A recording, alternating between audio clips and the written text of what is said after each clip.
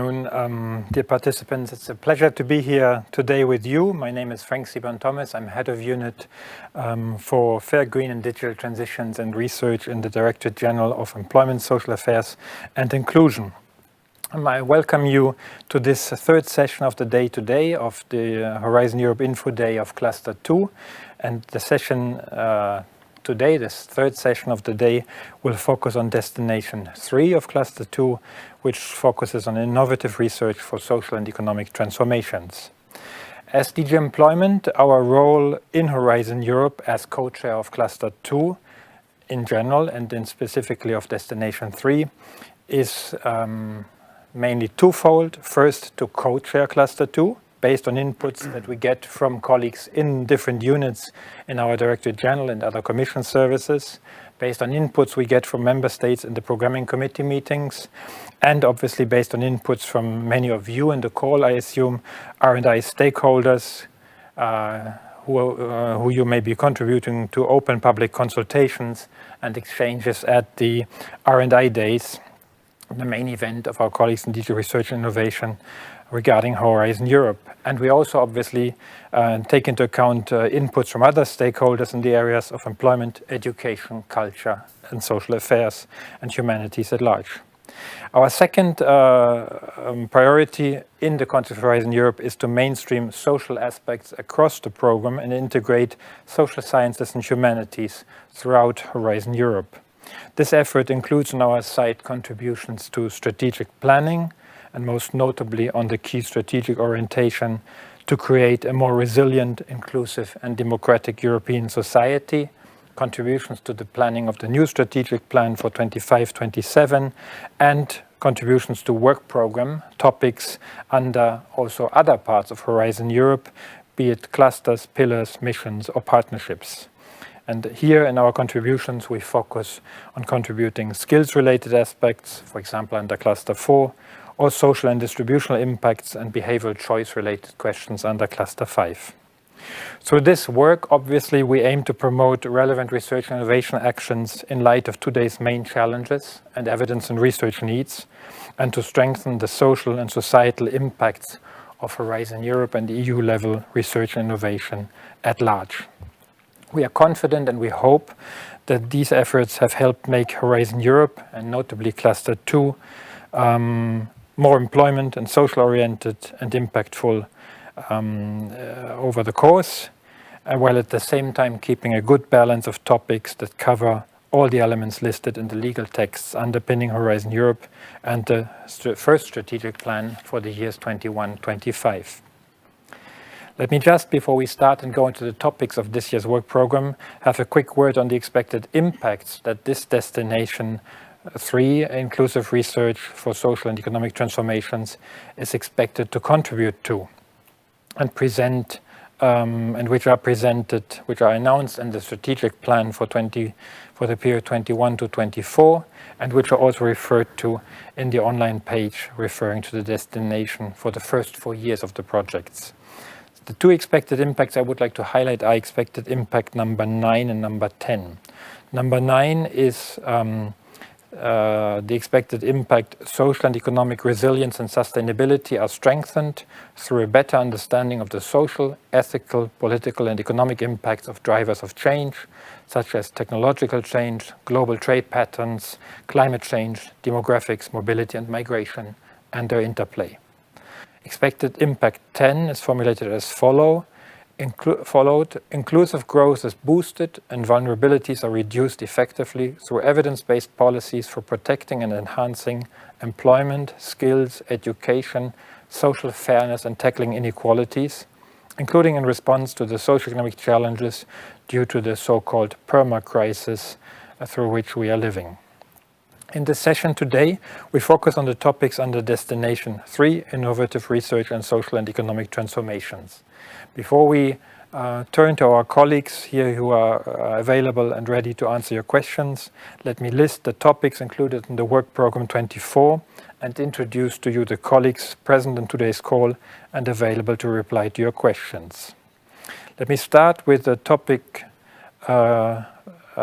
coded Horizon Cluster 2 2024 Transformations 0104, policy recommendations from socioeconomic impacts of loneliness in Europe, and topic number 0107, methodologies for team working of researchers, reinforcing transversal skills, behavioral and implementation sciences. Those two topics are followed by Beatrice Lucaroni from DG RTD.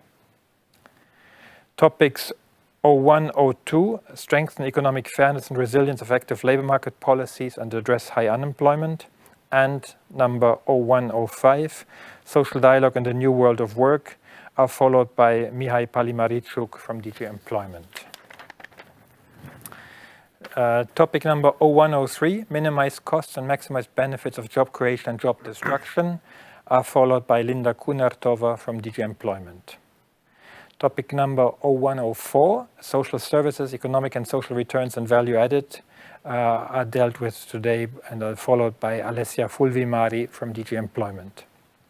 Topic 0106, Beyond the Horizon, a human-friendly deployment of artificial intelligence and related technologies, is followed by Michail Mostrovakos from DG RTD. Topics 0108, Arts and Cultural Awareness and Expression in Education and Training, and 0110, Effective Education and Labor Market Transitions for Young People, are followed by Nuria Diaz Guardia, who's here with us today from DG EAC. Topic number 0109, the role of social economy in addressing social exclusion, providing quality jobs and greater sustainability, is followed by Mia Rossi-Gray from DG Employment.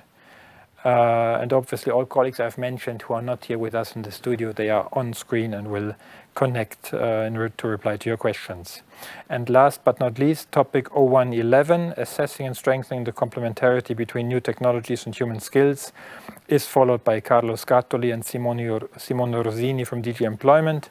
Simone, who is here with us in the studio today, is also team leader for Horizon Europe in DG Employment and coordinating the work on the R&I program on our site.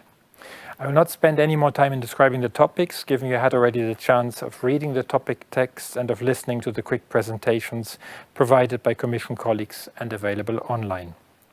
But let me stress that together, these topics aim at improving our understanding on a number of facets of our society, which are related very much to the employment and social sphere, and that are affected by the so-called macro drivers of change I mentioned before in the description of the destination. And those macro drivers include migration, technological developments, globalization, and climate change, among others. And the facets our topics are covering and which are affected by these drivers are as vast as social dialogue, social services, the social economy, education, labor market transitions, loneliness, education, training, and skills. With this, we look forward to your questions, and I will start reading them out. Please use Slido to formulate your questions and to vote for questions you find most relevant. These questions will then move up and will give us a chance to address them. I will start with a question on topic 0108 for Nuria, here present in the studio. Are interventions to be applied in all educational settings in a single project? That is from primary to high school and non-formal. So all educational settings in one single project, or can they be split? Thank you for the question and good afternoon to everyone. Basically to answer, no. So all interventions don't have to be applied in all the education settings in a single project. It is up to you to choose. So what we have is we have a lifelong learning perspective where we cover all the educational levels. So we start indeed with early childhood education and care, but we go through school, higher education, vocational, non-formal. All these are part of the scope of the topic. And in your proposals, you can select. So you can select one, several, as many levels as you wish. It's really up to you to make this choice in your proposals. And that's for me. Thank you very much. I believe we have a second question concerning the same topic 0108. Yes. No, so it's... So the question is... sorry. Yes, sorry, I've seen it has jumped. Which are the kind of competences expected to be fostered through applying arts and education? Do you mean cultural competences, vocation, for example, CCIs, creative, cultural and creative industries? So I'll take that question then. We're getting used to reading the question out and then replying. So basically, I will invite you to, so thanks for the interest in this topic, that's the first thing. And I would invite you to look in the topic description, there is a footnote. And this footnote refers to a council recommendation on key competences. And there basically there is a link that you can read because it can give you a lot of information about what kind of competences we're talking about. Essentially, yes, they can cover what you say, but it's broader than that, because these are key competences that all citizens should have. And they are basically, I can take just 1 minute to read a little bit, but I invite you to check the document that is in the footnote. So it's about understanding how the ideas and the meaning are expressed creatively, and how they're communicated in different cultures through a range of arts and other cultural forms, which means that indeed arts, cultures, are part of the scope. And it's a little bit, it's a bit broader than that. It's about how to understand, develop and expressing one's own ideas and identity, sense and place of role in society in a variety of ways and contexts. And it's basically to understand one's own identity and cultural heritage within the world of cultural diversity that we live in, and how the arts and other cultural forms can be a way to both view and shape the world. So this is basically to give a bit of a more nuanced answer, but in a sense, yes, it's cultural. It can be vocation, it can be vocational training, or it can be awakening vocations. So I think this will be my answer, trying to put a little bit of a broader context. Thank you very much. Let me turn to Simona now with a question on a horizontal question of relevance to all topics. The question is, some calls mention the involvement of the JRC and its specific competence centers. When this is not the case, is it possible to involve the JRC?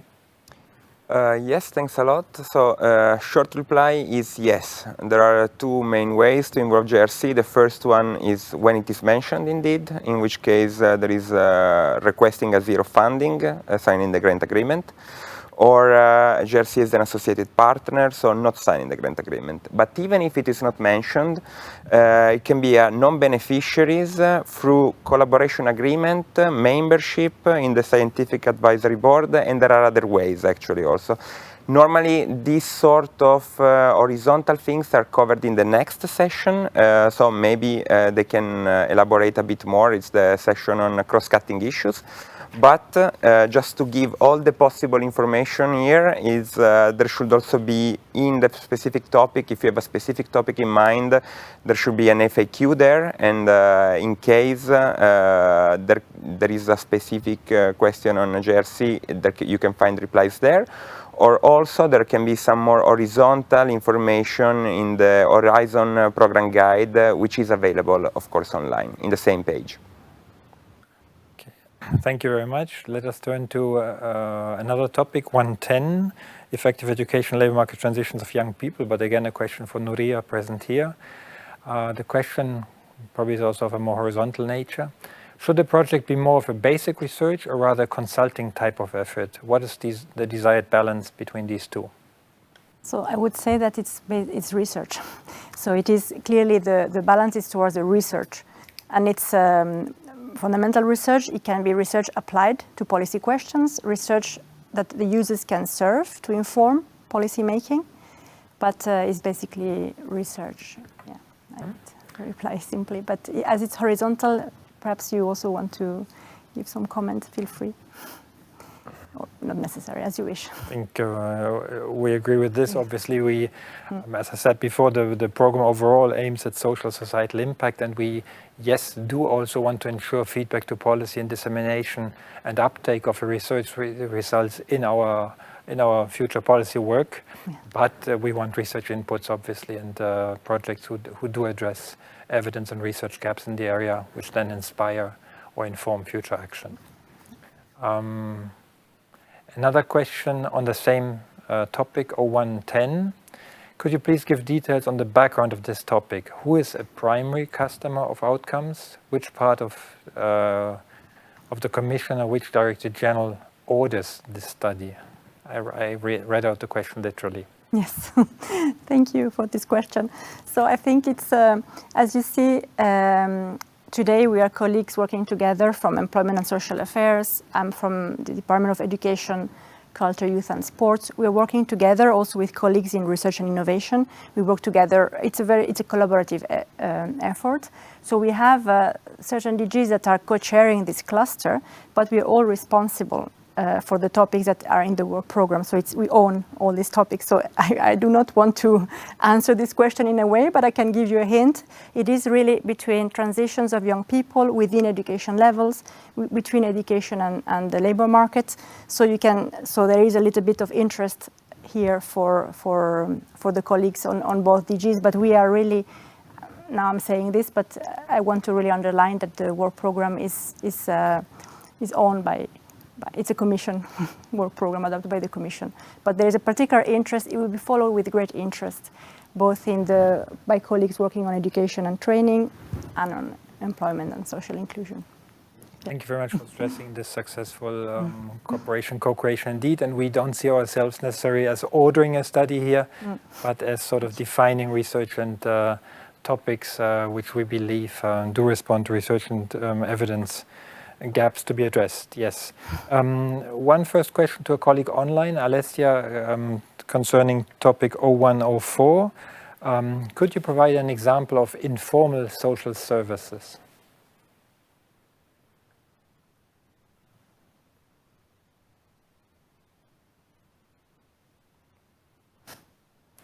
We don't hear, but hopefully they hear. I'm afraid 1 second. I'm not sure we have sound online. Here in the studio we do not. I'm talking. Can you hear me? Yes, now Yes. I can hear you. Welcome. So, Can you Okay. give an example of informal social services? Yes, so thanks a lot for the question. There is no EU official definition of informal social services, but a good example is offered by household members who take care of their children, sick, elderly relatives, and hence they informally replace the role of childcare or long-term care services. It is important to take informal social services into account because their returns, also in terms of employment opportunities and incomes, can differ very much from the returns of formal social services. Thank you. Thank you very much. I go to another question regarding topic 0108, so arts and cultural awareness. Nuria, for you again. The question is this topic focused only on cultural industries, or also on aspects such as anthropology and environment?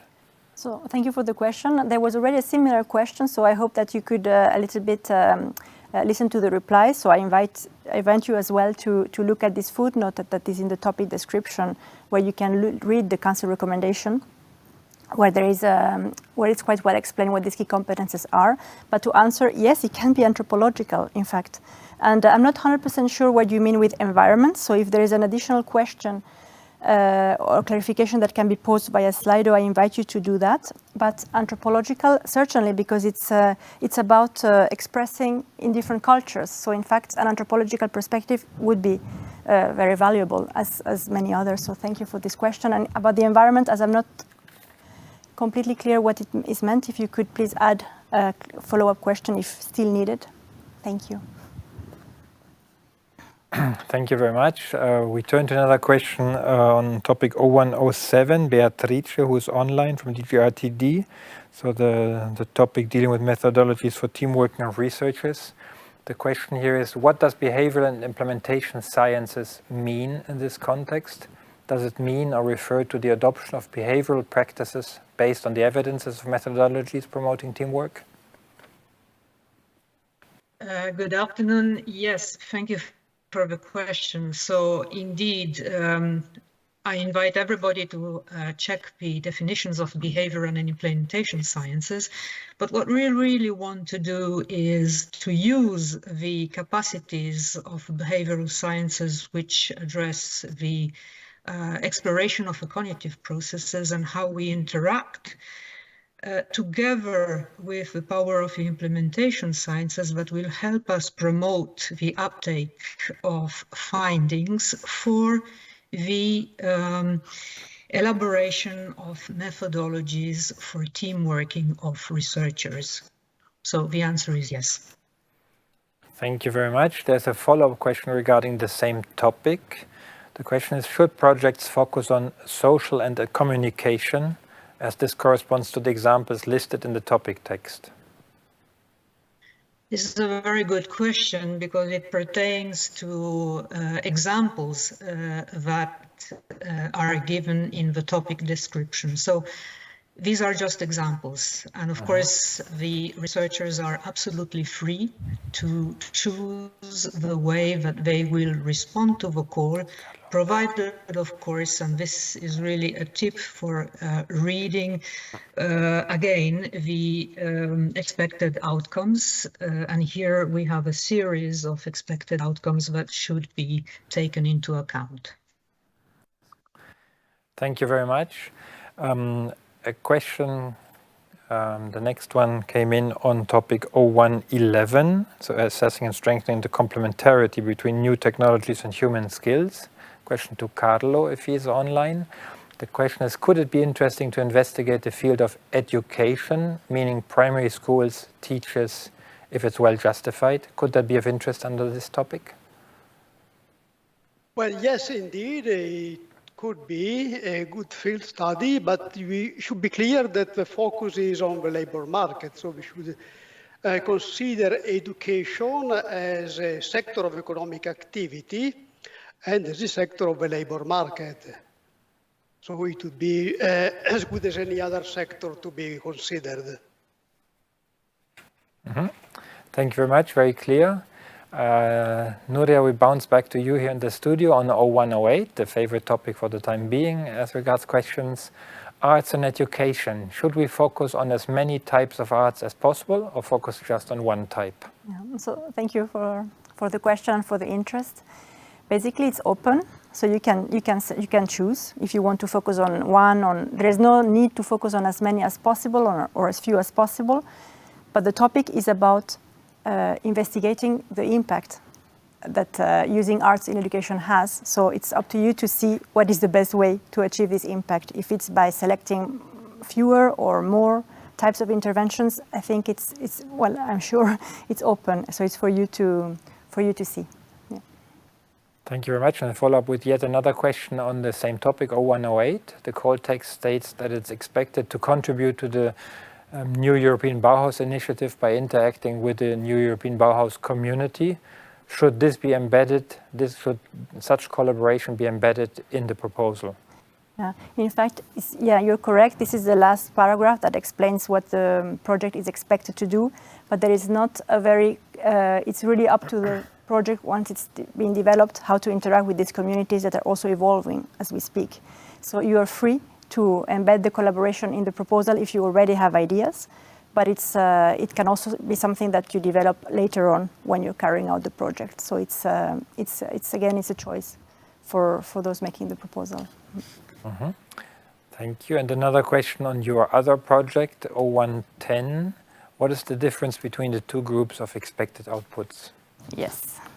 So that's an important question. So it's worth that I spend just a minute answering, because there are indeed 4 expected outcomes, and there are 2 groups, because the proposal can choose. Either you address the first 2, so number 1 and number 2, or you choose to address number 3 and number 4. The reason is because it's a very vast topic that covers many transitions, many levels, many topics. So basically it would be we thought it would be more realistic to focus on either the first 2 or the latter 2. And the first 2 have more of an emphasis on education.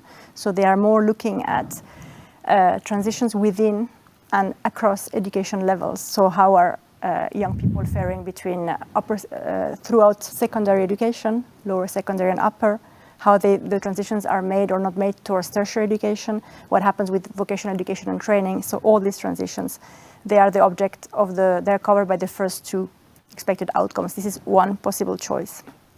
The other expected outcomes, 3 and 4, they are more focusing in the transitions towards the labor market. So in that sense, and this is a bit the main difference.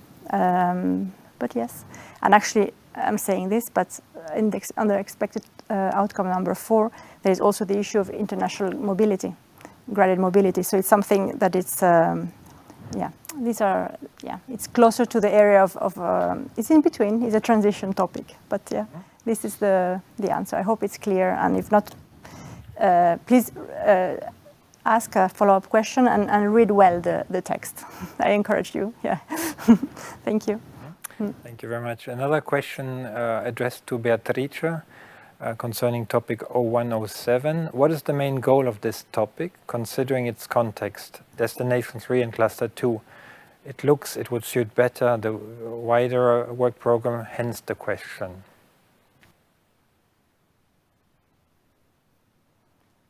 Thank you, and thank you really for the interest in this topic. I think the answer is quite clear in the sense that we heard before the question on behavioral sciences and implementation sciences.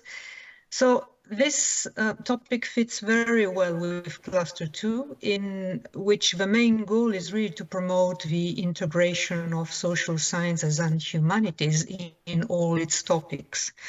So this topic here, where it's calling to put together a series of methodologies to improve team working among researchers, is really an example of multidisciplinarity and an example, I would say, also of the importance of social sciences and humanities. Thank you. Thank you very much. Another question regarding topic 0110. Obviously we want to be inclusive, so an appeal to the moderator, please feel free to also bring up questions, even if they don't attract the highest number of votes, so that we address all relevant questions you have. On topic 0110, what exactly is expected under the theme COVID-19, assuming that the pandemic is largely over since 22, as the question formulates? Thank you. Well, we could discuss about this, but basically the point is to look a bit at the long-term impact of COVID-19. So one could look at what happened in the immediate, when COVID-19 started, and there were these measures that schools were closed. So some pupils could not do the training they had planned. These things may have happened some years ago, but they can have effects that continue over time. They can have lasting effects. They can have scarring effects.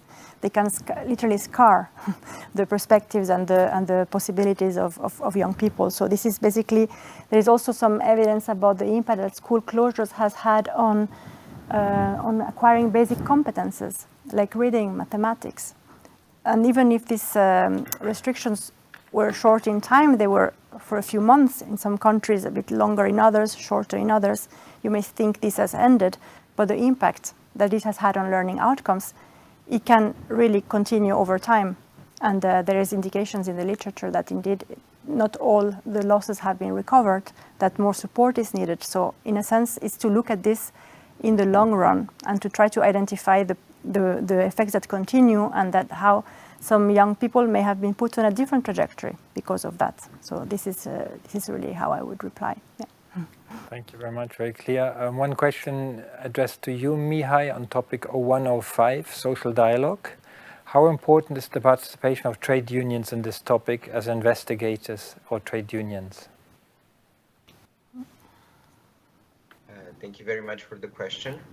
I would say that if the main aim should be to respond to the expected outcomes, if the participation of the trade unions helps with that, it is then encouraged. So I do think that it is an important actor to be involved, but it is then at the decision of the applicants how involved they want to be. Thank you very much, very clear. Next question concerns topic 0106, a human-friendly deployment of artificial intelligence-related technologies, addressed to Michael. Does the AI, data and robotics partnership need to be involved as a partner or ex post involved? And second part of the question, is any ex post involvement expected in this context? Right, thank you very much. So good afternoon from my side too. Does the AI, data, and robotics partnership need to be involved as partner. The document doesn't explicitly say that. On the other side, it suggests that proposals should look synergies and liaise with various stakeholders, including this partnership. So the importance is to collaborate and building on existing networks and initiatives. This is one part. On the X involvement, again, it doesn't mention that, it's not mentioned anything specifically. Important is to build on existing knowledge and networks, and have a continuous collaboration and engagement. Mm-hmm. So, thank you very much. We follow up with a question on topic 0111. So Carlo or Simone here present. Also on that topic, the technologies mentioned are AI and robotics. But can we consider other technologies that support education? Carlo, do you want to take that? Yes, of course, we can consider. Artificial intelligence and robotics are mentioned here as examples, and they are mentioned because they are the two technological areas which are most often spoken about as able to replace human skills in a number of fields. So, but they should not be considered as the exclusive area of technologies to be considered. Any other technology to support education, or certainly there will be interesting reflections on technologies related to the ecological transition and their relationship to the current skill sets and the new skill sets which will be necessary. I would not be surprised, however, that many new technology would include some dimension of artificial intelligence. Thank you very much, very clear. Another question concerning the same topic. Deepened our understanding, as a quote is mentioned in the call text. Does this imply a research of the current situation is considered? Well, yes, indeed. Any project should be based on a quite accurate and comprehensive analysis of the current situation, and in particular, indeed, of the interactions between technology and the skills. The skills as are usually already available on the market, but also in particular the new skills, the new skill set that should be developed to keep the workforce up to date with the new technologies. Thank you. We move to a question concerning a topic we didn't have so far yet, 0103, minimize costs and maximize benefits of job creation and job destruction. That's a question addressed to you, Linda. The question reads, clustering and cooperation with other selected projects under this call are strongly encouraged. How do you expect this to be presented in the proposal? Good afternoon, and thanks a lot for the question. In terms of description of how this representation or collaboration with other countries is secured or envisioned in the project, there are no concrete examples have to do so, but as long as this is reflected in the project's proposal, we would be happy to see that. Thank you very much, Simona. It's almost a standard provision we have in most of the topics, also in Work Program 2023. So basically what we expect is something like you do your proposal, you say that you will take this into account, that you will try to liaise with the other projects, and then if and when you are awarded, well, you are expected to work with the other winning consortia. So as you know, normally we have a budget of 9-10 million per topic, if there are area, obviously, and 3 winners, in special cases 4, but let's say 3. And you are expected to liaise with the others, so it will be also easier for the Commission and for the Member States and for all the stakeholders, whomever co-created with us the topic, to maybe have common events or to work on research packs that will highlight some common or diverging results on the issue. So this is the idea, that if you're going to win, you are expected to collaborate with the other winning consortia in order to create and foster an environment of open science, of dissemination of results, and to collaborate together, because at the end of the day, this is EU money, and we're expected that the outcome will benefit the EU, the associated countries, and the European society at large. Thank you very much to Linda and Simone for the questions, and as both said, together with our colleagues in the Research Executive Agency, also all of us from the DGs co-chairing the cluster may also support matchmaking or support activities, bringing the selected consortia together, as we said before, have an interest to follow certain of the projects and ensure feedback to policy as we go, and dissemination as we go along. This leads us to another question, a horizontal question. What is considered within the scope of education and training? Are doctoral programs and actions for obtaining a PhD under the scope of education and training here? Yes. So the short answer is yes. And the longer answer is you can perhaps look at the international classification, ISCED, of education and training, where you have all the levels of education. And indeed, it starts with early childhood education, so even before primary, and until the doctoral level or equivalent. And then this is education and training. So training also covers all the formal, non-formal, informal, workplace, work-based, all. So it's a very open definition. Thank you very much. Also training on the job? Well, yes. Yes. Training is training, yes. So it is an encompassing definition, which is important also in light of the macro drivers of change we have discussed, where both education and training, including for sustainability and sustainability transitions, is key.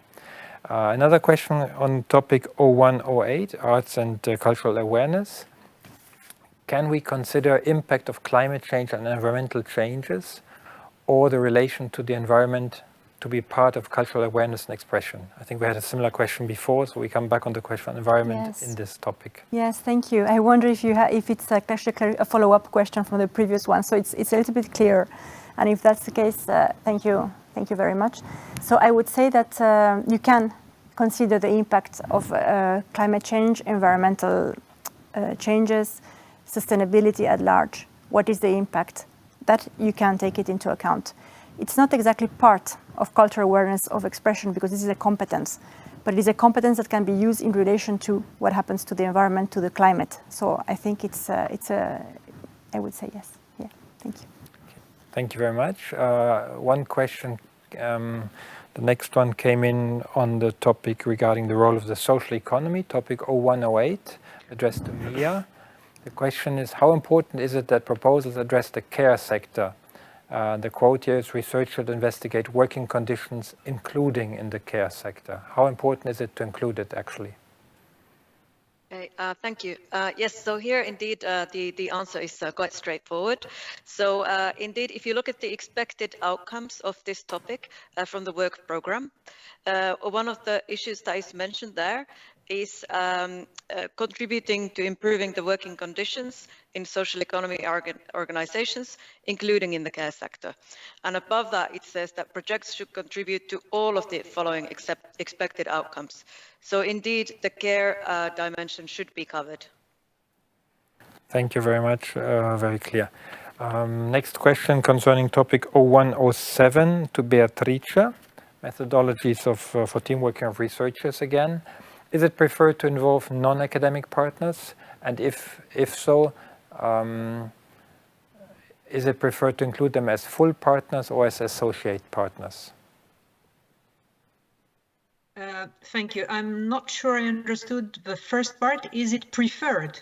Is it preferred? Well, this is, again, the freedom of researchers to decide on the profiles of the participants in the consortium. It is clear, however, that multiple partners with different backgrounds and profiles can definitely enrich the works in the topic, I would say. Thank you very much. Very clear. So it's up to your choice, but the notion of researchers obviously would also comprise that category, yes, but up to you.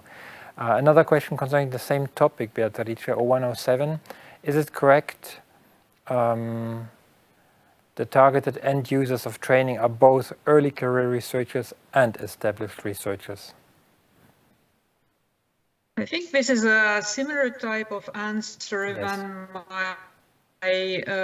our colleague Nuria gave. So we're really looking here at the whole spectrum. But of course, if you read already from the title says methodologies for team working of researchers. It is also true, but within the topic we are speaking also of, or we are pointing in the direction of the upskilling. So I would really invite you to keep this open spirit, however, do concentrate on the researcher's career path. Thank you. Another question concerning topic 0111, complementarities between new technologies and human skills. For you, Carlo, what type of approach is expected on this particular topic in relation to the labor market? You highlighted before it had a focus on the labor market. Can you say more about what approach in particular is expected? The link to the labor market is, of course, the skills.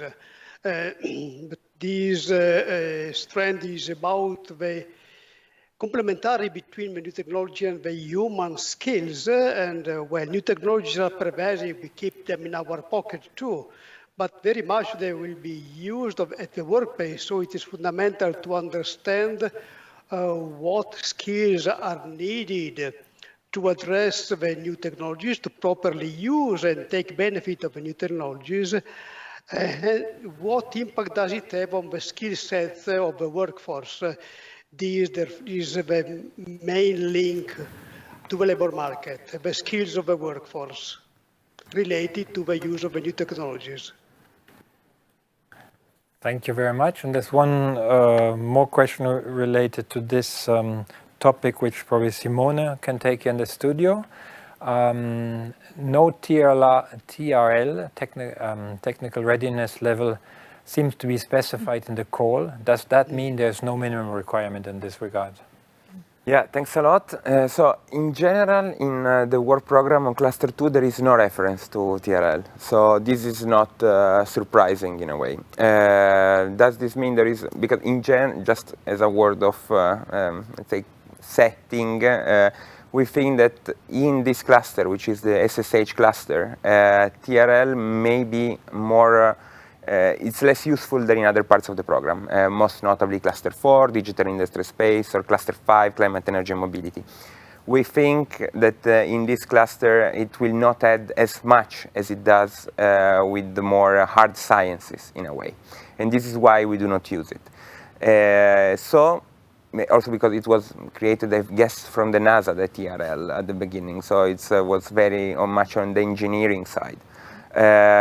So I would say, yes, all sort of technologies are in a way welcome, as long as they fit with the two expected outcomes of the topic, which are very much on how we foster technologies which is skills and labor friendly, instead of technology that is more about destruction of labor. So not an easy question, obviously, and this is why we put it to you, but this is a bit the setting, so this is it.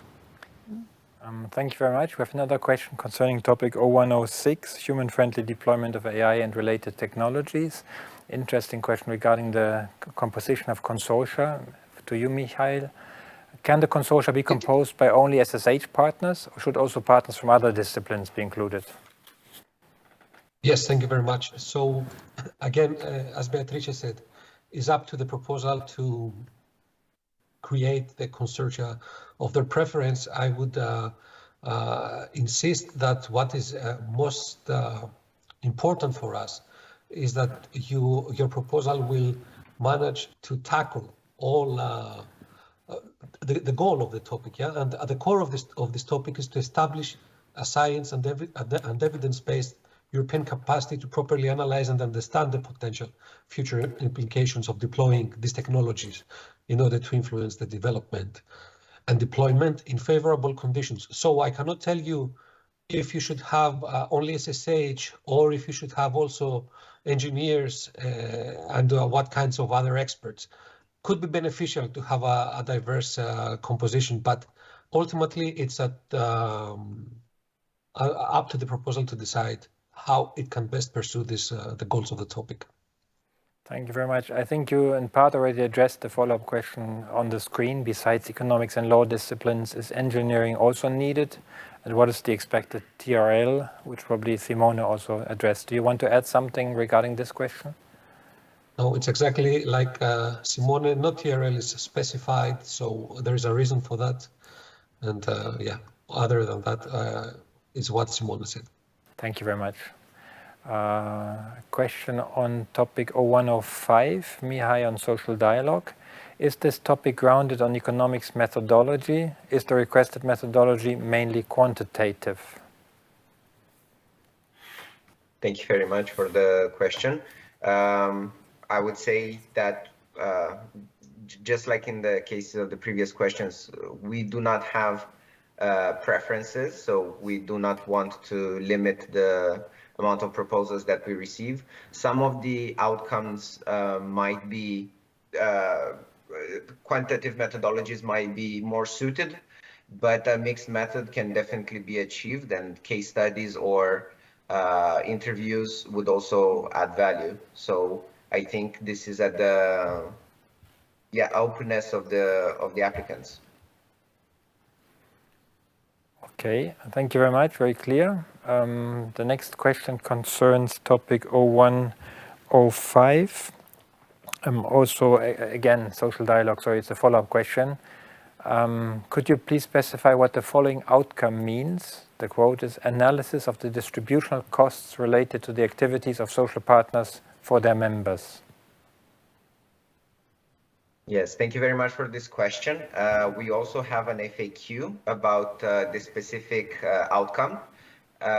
In brief, we know that collective bargaining has good externalities, but it also has costs, and especially industrial conflict has costs. Because we're talking about atypical work and industries with a high prevalence of flexible working arrangements, the distribution of these costs are very important, both for businesses and for workers, and how the different contracts can influence each other in the industry. So this is what we had in mind. Please also check the FAQ to have the full answer in writing. Thank you very much, very clear. Next question concerns topic 0110. Research innovation projects can have small pilot interventions with young people. So can the R&I projects under this topic have small pilot interventions involving young people? Yes, small pilot interventions can be involved. What is necessary is that the expected outcomes are met, either the first two or number 3 and 4. But definitely there is space for including such interventions. So it's up to the freedom of the researcher, as Beatrice put it very well. Mm-hmm. Thank you. Okay, there's a follow-up question regarding the same topic, 0110. To what extent should general education, the academic track, be included in the answer to bullet point 3 and 4? I have to admit, I don't know what bullet point 3 or 4 are. Yeah, but I know. So that's good. Yes. So, general, it can be included. In fact, so basically it's an open topic. So all levels of education and training are included in the scope. You can choose. And the truth is that there was a reference to vocational education and training, but this specific explicit reference was made rather because it's sometimes tends to be forgotten because a lot of focus is put on the general education track. But in fact, the point was to highlight that also vocational education training are part of the scope. But in fact, it does cover general education. It covers all education levels, and yes, that's very clear. Clear, thank you very much. Another question regarding the other topic, arts and cultural awareness, 0108. Is it encouraged to select specific arts or cultural expression, or to include a variety of arts and cultural expression in the project? I think maybe it also follows up on previous questions we had. Yes, it does. So in fact, it's really for the topic for the proposals, you can decide for yourself what you wish to cover. There's no particular encouragement. But you just have to bear in mind that in the expected outcomes, it's about assessing the impact that interventions can have. So what is up to you to see what is the best way of doing this, if it's by selecting. So you have to make a selection, but basically you're free to make the selection in order to meet these expected outcomes. It's not prescribed in the topic. Thank you very much. Alessia, another question for you regarding social services, 0104. You gave an example before. Here the question is, what kind of social services are most important to consider? Okay, so thanks for the question. The answer is that it's up to the proposals to choose on which social services to focus. Maybe 3 suggestions would be to keep in mind 3 points. First, there should be a balance between social services of general interest, such as healthcare and education, and social services for broad groups, such as employment services, childcare, long-term care, and social services for specific groups, like people at risk of poverty and social exclusion. That's one point. Second point, I would say there is also a focus on the life course perspective. So the selected social services should in a way cover all phases in life, children, working age, and elderly. And the last point I would like to stress is the link with the green and the digital transition. So maybe in that context, social services that help to activate workers or in the so-called job-to-job transitions are particularly relevant. So employment services, for instance. Thank you. Thank you very much. Question regarding topic 0107, Beatrice. Is it of added value to also involve research management, given that the whole spectrum of researchers will be addressed? Research management or research support officers? Thank you. I think the answer would be for me to consider very carefully the 4 expected outcomes that should be met by the applicants, and then decide if in the consortium this profile is actually needed and how they would best involve it. Thank you. Thank you very much. A follow-up question regarding the same topic. Do you wish to see proposals that include hands-on training of researchers implemented during the course of the project? So again, I would point in the direction of the 4 expected outcomes that should be met. And I think the answer would be between the 3rd and the 4th expected outcome, especially the 4th, where, and you will see there is a continuum if you read the 4 expected outcomes. The last one speaks about produce recommendations and toolkits. So this is where I think the answer could be yes. In the case you had thought of producing toolkits, you might wish to work into that direction. Thank you very much. A question regarding topic 0110 to Nuria or Simone here in the studio. Are partnerships with associated countries valued? I think this is a general question, yes, because it's basically associated countries to Horizon. They're associated, so it is. Yeah, in a sense, I would say the same for all topics. it's yeah, it's about I don't know if you can say it better. No, I would never say anything different. better than you, Nuria, as a general statement in life. But since it's a general question, yes, it's like partnership with the member states and partnership with associated countries in principle are the same thing. So we're talking about a program which is co-created by several Commission services, among which DG RTD, DG Employment, DG EAC, and with the member states and associated countries, which are seated at the table several times per year and contribute with very pertinent comments to our drafts. And thanks to this co-creation effort, the topics are created. So there is always a very broad ownership of this kind of topics, and associated countries are part of the owner. So definitely, associated countries are more than welcome. Thank you very much. I think we have 5 minutes left. I see 2 questions still on screen regarding topics 0110 and 0103. I hope we can take those. So 0110, Nuria, in the pre-published presentation, the title of the topic is different, it says here, as compared to the official text of the program. So I wonder if there is a misunderstanding on this one. So perhaps it's something that we can return to in writing. Good. Because my understanding is that it's the same title. So if there has been a confusion, we will clarify in writing. Yes, thank you very much. And Linda, a question concerning topic 0103. Europe or the EU is not mentioned, international cooperation encouraged. Can you explain a bit about the European policy background in this context?